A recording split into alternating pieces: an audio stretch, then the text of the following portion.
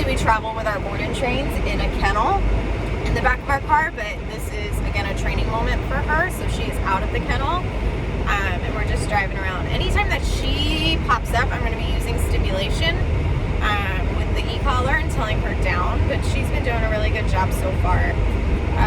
Car rides are really overstimulating for a lot of dogs. You got the movement of the car, hitting potholes, taking turns, but also what people don't realize is that there's so many smells and sounds. The environment's constantly changing. If you got your windows down, the dogs get super distracted by that. And then they also associate car rides with either going to like the dog park or going to the beach, going to a new environment. So dogs are usually pretty excited then.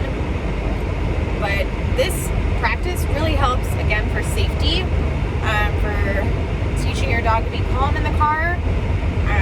But also, it tends to help with dogs that get car sick. The dogs that are getting car sick are typically the ones that go back and forth, back and forth, back and forth. So you can even prevent that by using a kennel in the back of your car. I've had a couple clients that say that that really does help because it confines the dog to a smaller space. They're not pacing back and forth in your car. But again, I like keeping my dogs in a down for safety reasons. I don't want them climbing in the front seat with me. I don't want them falling over the center console. I don't want them getting a bug or a stick in their eye, sticking their face out the window. So I keep them in a down. But this is really good practice for her because of her anxiety, for her to hold her down. So I will be able to get to our destination. I'll be able to open the back hatch.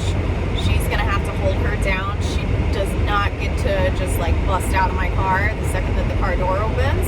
So that's gonna be a little bit of threshold training, teaching her to hold the down even when the car door opens. She's not gonna be allowed out of my car until she shows me some calm behavior. But yeah, that's the basics with car training for our board and trains.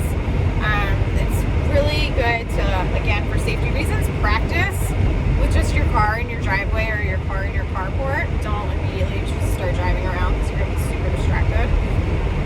But also you can use a kennel to confine your dog to a smaller space. Anytime they pop up, just use stimulation to put them back into the down.